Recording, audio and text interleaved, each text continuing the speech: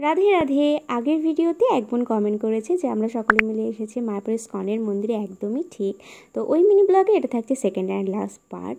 আমরা গোশালা থেকে বেরিয়ে চলে এসেছি থিয়েটারে, সেখান থেকে বেরিয়ে খেয়ে নিলাম আখের রস আর আইসক্রিম, যা গরম পড়েছে। তো আবারও রুমে গিয়ে রেস্ট নিয়ে চলে আসলাম লাঞ্চে ছিল অন্ন, ডাল, পটল আলুর সবজি, পনিরের তরকারি, আর ছিল চাটনি, পাঁপড়, পায়েস, মিষ্টি, একটা করে আলুর চপ। বিকেলবেলা রেডি হয়ে বেরিয়ে পড়েছি এই মন্দিরে যাওয়ার উদ্দেশ্যে। তার আগে আমরা গিয়েছিলাম একটু সুপার মার্কেটে।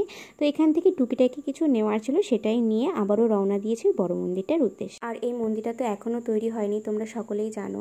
আর আমি 8-10 বছর আগে একবার এখানে এসেছিলাম নাচের প্রোগ্রাম করতে, তখন থেকে তো দেখছি এই মন্দিরটা তৈরি হচ্ছে, এখনও কমপ্লিট হয়নি।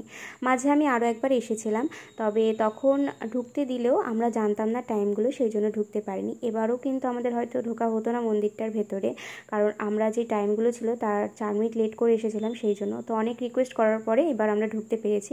আর ভেতরের কাজগুলো তো অসম্ভব সুন্দর। তারপরে আমি চলে গিয়েছিলাম ভগবান দর্শন করতে এবং আরতি দেখতে। তারপর বেরিয়ে চলে আসলাম আমরা গোবিন্দাসে। আর অনেক দিন ধরে আমার চিজ কেক খাওয়ার ইচ্ছে ছিল, এখানে এসে দেখলাম, সেই জন্য একটু আমার জন্য চিজ কেক নিলাম আর মায়ের জন্য একটু ফুটি।